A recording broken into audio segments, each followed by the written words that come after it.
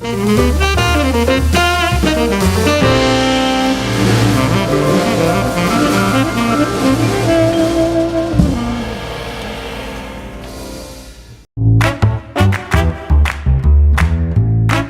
Wind River Resort and Casino, we like to celebrate life's little moments. Oh, and the big ones too, because around here, when you're completely in the moment, that's when the magic happens. Come in and find your moment at Wind River Resort and Casino. Good morning, everyone. You are watching Coffee with Krueger on this Monday morning, June 10th.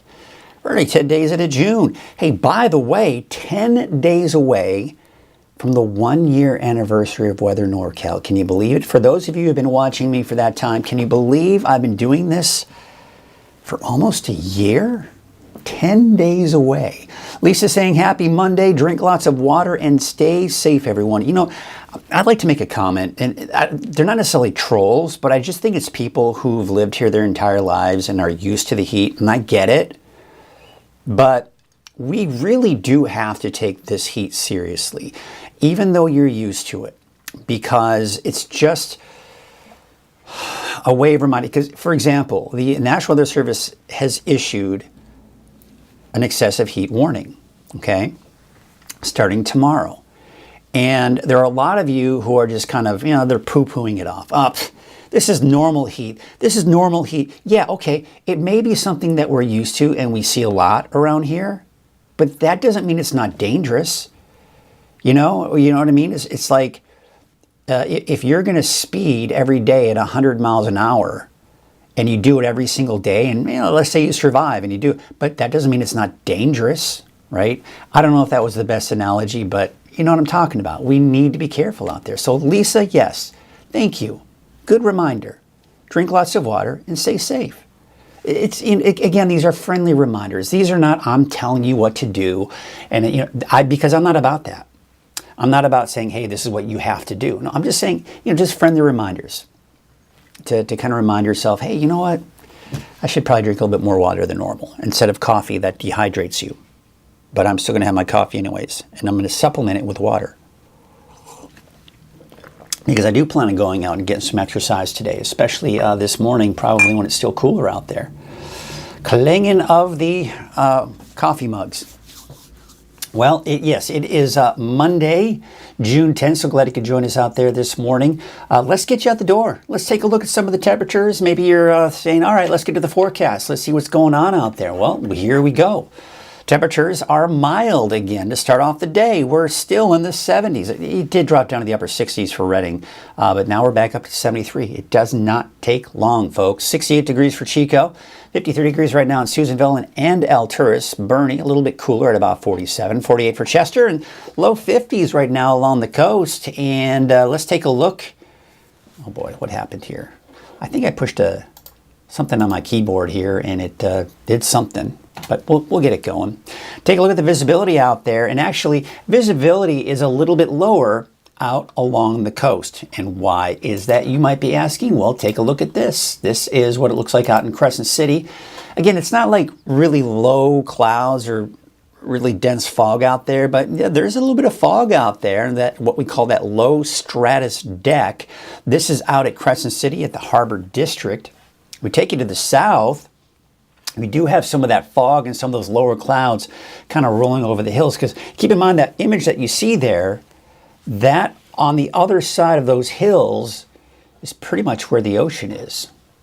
So that's looking out at Elk Country. This is just north of Trinidad.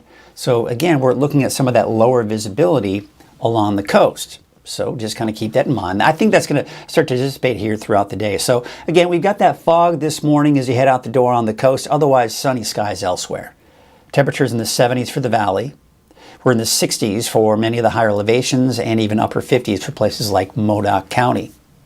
So here are your winds. Not that bad this morning. This is pretty standard, pretty typical. It'll pick up a little bit this afternoon. And of course, dying down again here for parts of the valley, but still from the north for the coast. What does that mean for our fire weather risk? Well, it's in that moderate to high range. Yellows indicate that moderate range, orange getting the high range, dark orange into that, even a little bit of that red would indicate the very high. We're not in the very high range. And again, it's mainly because the winds won't be as strong as they will be tomorrow. And we're going to talk about that fire danger going into tomorrow. But look at the ridge of high pressure in place. It's keeping us under the mainly sunny skies, minus, of course, the low clouds we have along the coast. And some of those low clouds may be persistent through a good portion of the day today and then kind of reestablish itself. So some of those inland valleys kind of near the coast, places like, Ferndale, maybe even as far south as Garberville, all seeing the potential for seeing some of that fog again going into tonight. It even looks like even north of Eureka out towards Crescent City as well. There's the excessive heat warning. Won't take effect until tomorrow morning, though, 11 a.m. as a matter of fact, and then will expire Wednesday evening. Now, again, part of the equation for an excessive heat warning is not just the daytime highs, but when the overnight lows are warm as well. And when you have a hard time breaking below that 75-degree mark, that's when you start seeing those warm temperatures overnight, and that can make things pretty hot. Gets us pretty hot out there. So as we go into Tuesday, we're getting that major heat risk category. And again, we have to remind ourselves when we start getting into that 105, 106 degrees, that can affect anyone. So if you don't have the proper cooling, if you don't have the proper hydration, then this can be, a more dangerous situation for you because you got to make sure you stay cool. You got to make sure that you stay hydrated, right? If you don't have AC and your swamp cooler is not working properly or whatnot, you've got to find a way to stay cool. Temperatures today, it's getting hot. 103 degrees for Redding, 102 for Corning. It's 100 degrees or higher for us in the valley. We're starting off the work week hot, and believe it or not, it's going to get even hotter by tomorrow. Temperatures 80s and 90s for the higher elevations, and in the low 60s along the coast. Doesn't that sound nice? Doesn't that sound nice indeed? Temperatures getting warmer. The peak of the warming trend will be Tuesday, Wednesday. That's when we have the excessive heat warning in the valley, but temperatures dropping back down below 100 degrees by the end of the week, and in the low 90s by Saturday and Sunday. So yeah, there's relief in sight, but we've got to get through this week first. Now, of course, temperatures low 60s for the coast. No big changes there. Inland, you're going to actually see a drop on Tuesday, Wednesday. And then they drop even more going into Friday and Saturday.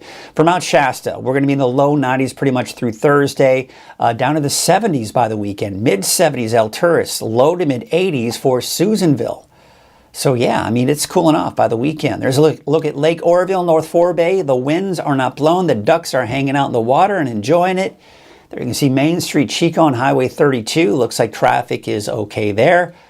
Hanging out at the red light. There you can see Highway 99 at Neal Road. Looks like we got some big trucks out on the road already this morning. Of course, that's pretty typical. And taking a look at Highway 44, Sundial Bridge Drive.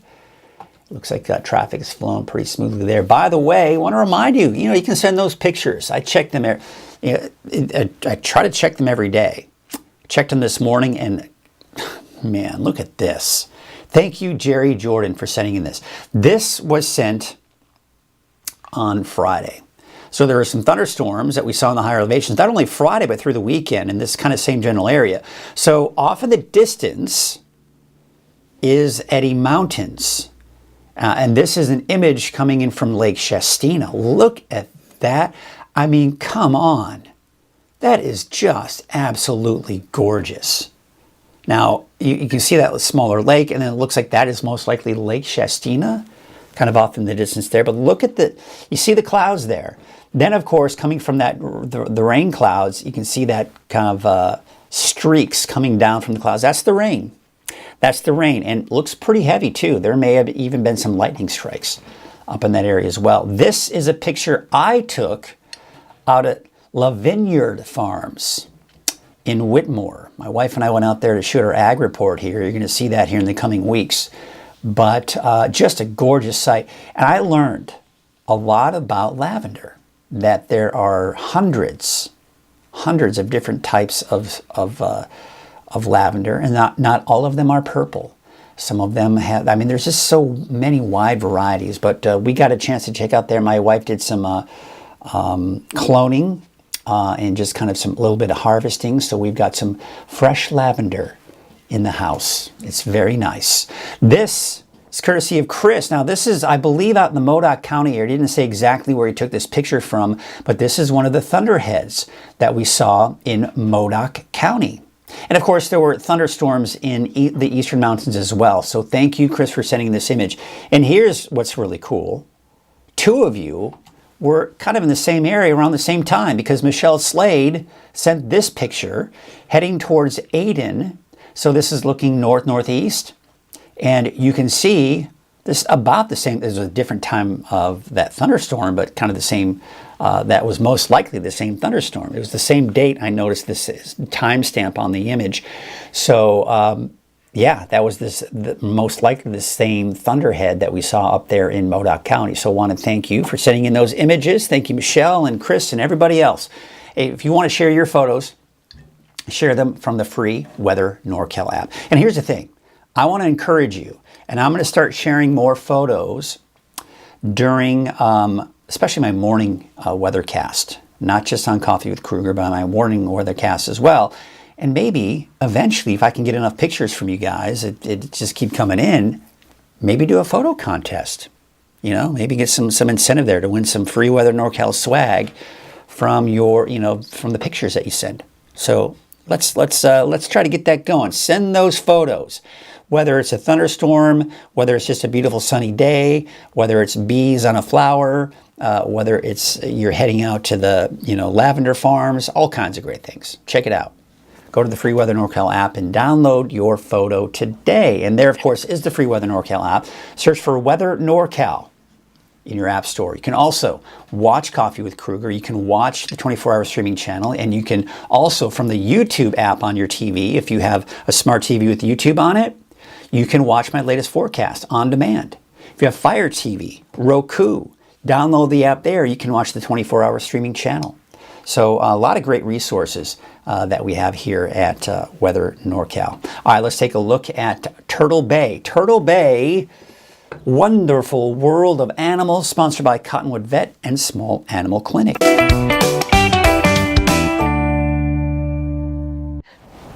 Hello everyone, Mike Krueger from Weather NorCal. This is another edition of Turtle Bay Wonderful World of Animals. We got Sharon Clay and Monroe. This is one of your favorites, right? I mean, I don't have favorites. I'm sorry. I tell you what. But you've had Monroe for a long time. I've been with her for 27 years. So that's kind of a favorite-ish. It's a long time to be with an animal. A long time, not a favorite. All right. I adore them all very much. They are amazing. Yes, and she's been with me a very long time, and she's an umbrella cockatoo.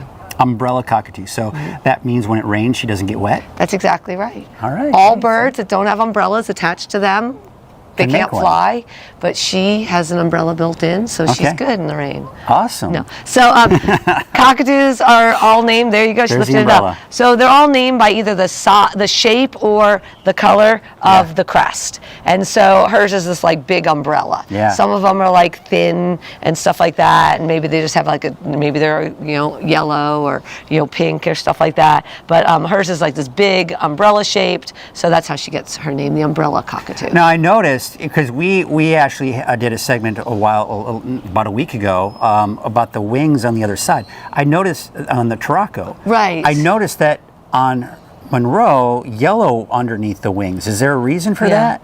Again, it's just going to be, I don't actually know why they have yellow. I don't know. I stumped Sharon I Clay. don't know why they have yellow. What?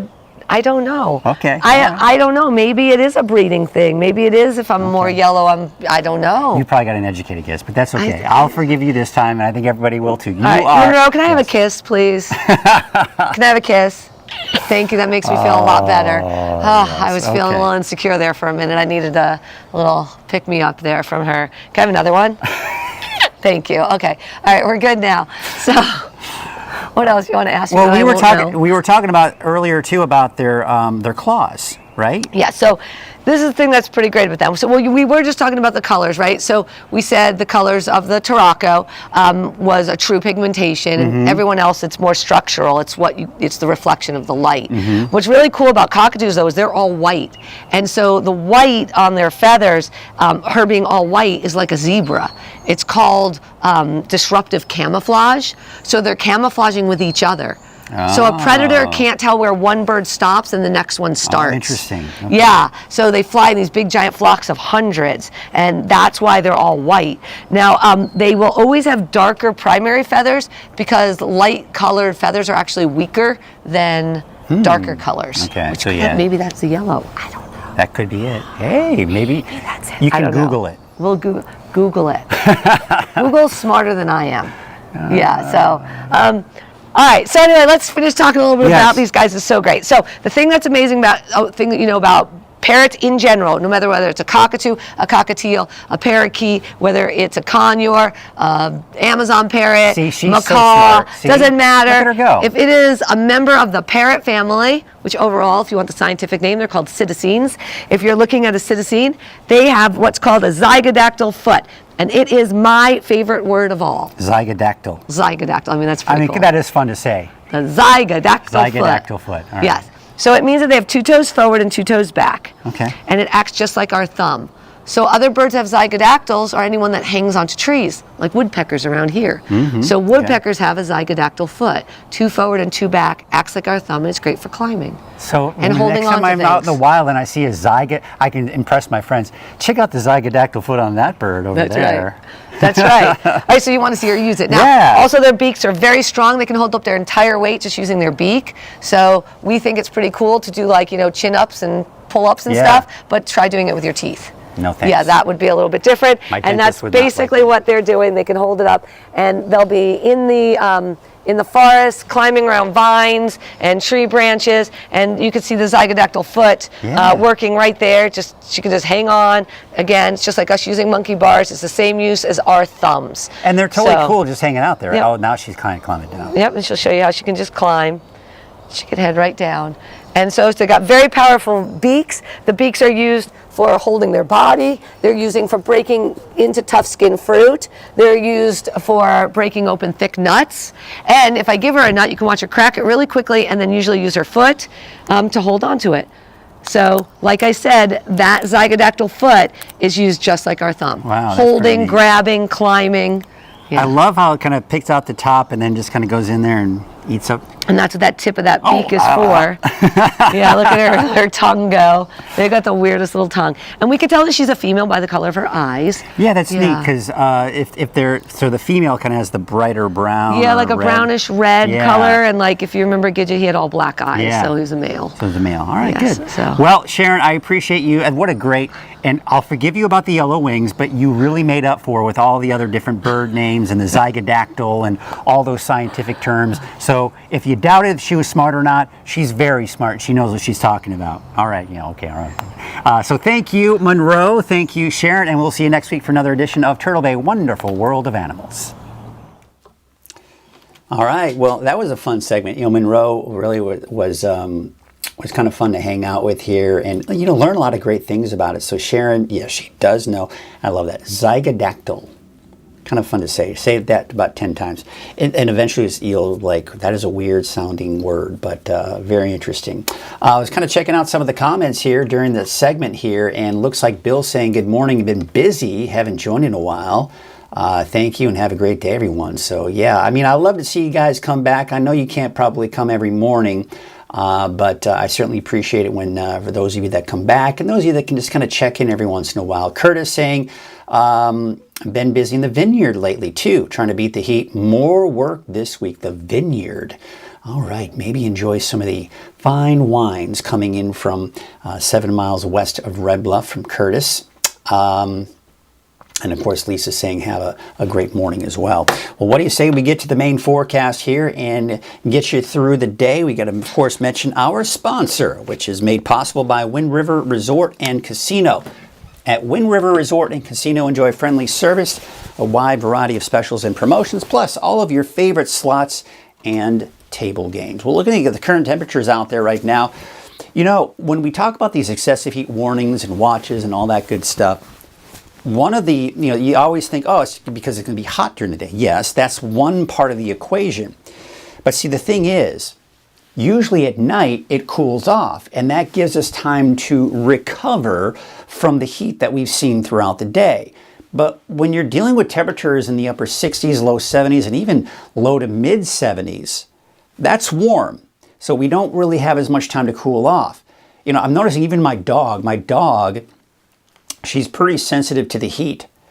And she loves to sleep outside at night, and she'll usually do that on those cool nights. But during these heat waves, when it's not cooling off at night, she stays inside with us in the air conditioning.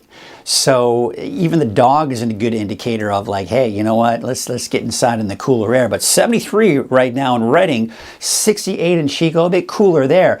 And I mean, even though that's much cooler, 53 is much cooler than 73, that's still pretty warm even in the mountains. 47 degrees for Bernie, and we've got those low 50s right now along the coast. So a hot start to the week, mainly sunny and dry, including the mountains. You know, the mountains has seen some pretty strong thunderstorms over the weekend. That should become a thing of the past. I don't anticipate any more activity here today and really for the rest of the week and through the weekend. Not as hot near the end of the week. In fact, more pleasant for your Father's Day weekend. We'll take a look at that extended outlook here in just a bit. But there you can see the winds are fairly calm across the board here. A pretty typical calm start to the day. But the winds may be picking up here later this afternoon. A little breezy for the valley, and of course breezy along the coast as well.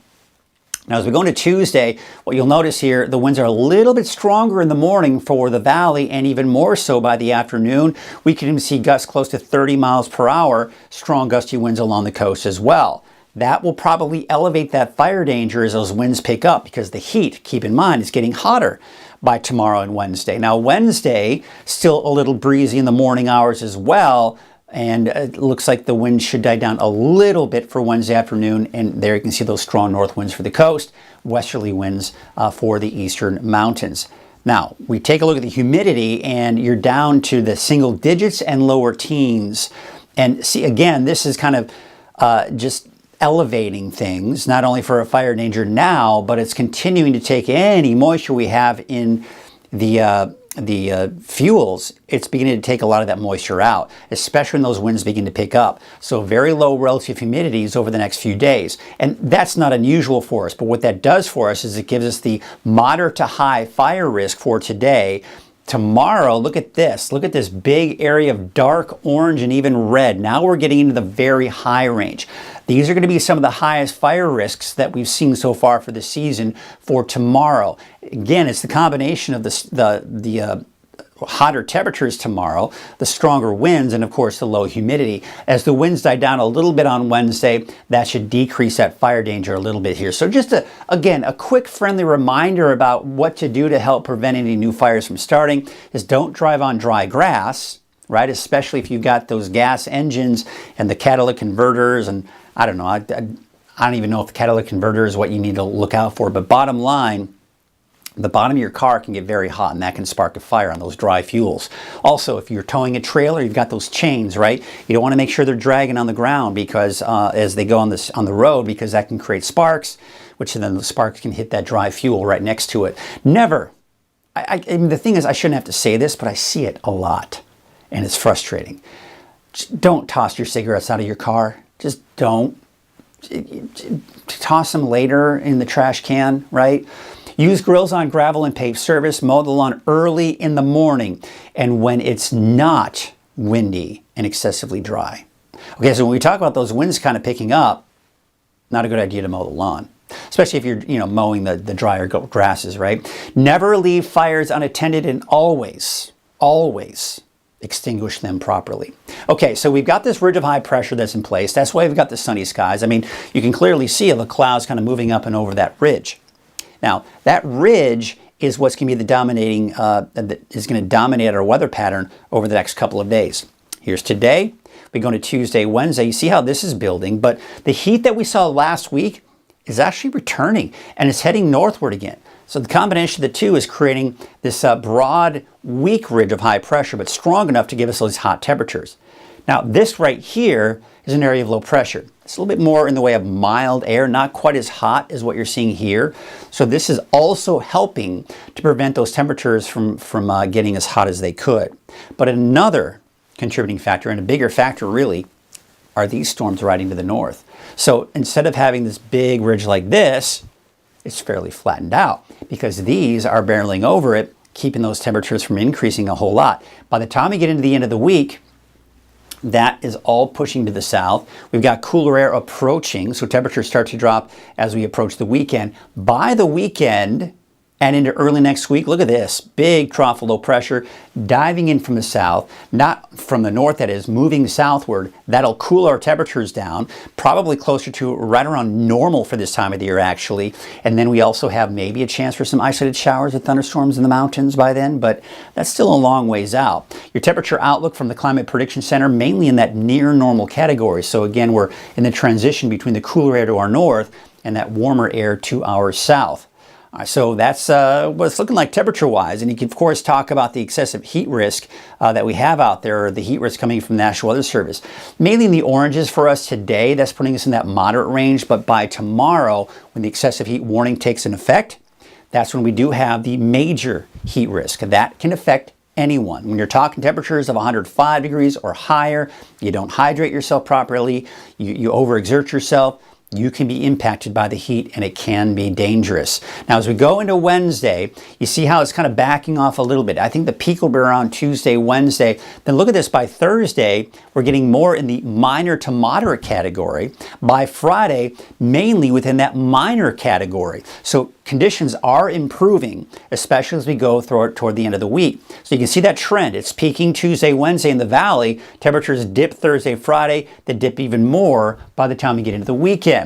For the mountains, out in Mount Shasta, there you can see those temperatures well above normal, but we're closer to normal by the time we do get into this upcoming weekend. In Weaverville, most likely looking at temperatures upper 90s. If we see some triple digits by Wednesday, not out of the question. And then temperatures should drop back down into the low to mid 80s by Saturday, Sunday. On the coast, you do this, right, just to kind of show you this flat line here. The normal high on the coast this time of the year is 62. That's about where we're going to be here as we go into the next 7 days. So here's the big picture as far as any chances for rain are concerned. A few clouds coming in by midweek. This is the cooler air. You see the spin?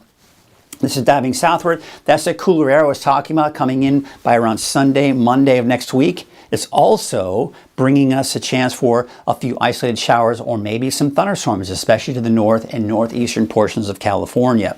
Taking a look at your wave heights today, they are going to be fairly low. It looks like they'll drop even more by the time we do get into tomorrow morning, but by tomorrow afternoon, they'll probably start to increase again. So we take a look at our marine forecast. There actually is a small correct advisory today with those north winds at about 10 to 15 knots. Your waves from the north at 8 feet at 7 seconds and from the west at 4 feet at 11 seconds. Here's what it looks like out there today. Looking at your Trinity County neighborhood forecast, most likely staying below 100 degrees during this heat wave, but you know, we could possibly touch 100 by Wednesday for some of us in Trinity County. But there you can see along the Highway 299 corridor today, temperatures anywhere from the upper 80s as you get closer to Weaverville, upper 90s. There you can see Douglas City about 100 degrees. 94 degrees out in Hayfork, 87 degrees for Forest Glen and Ruth, about 92 degrees.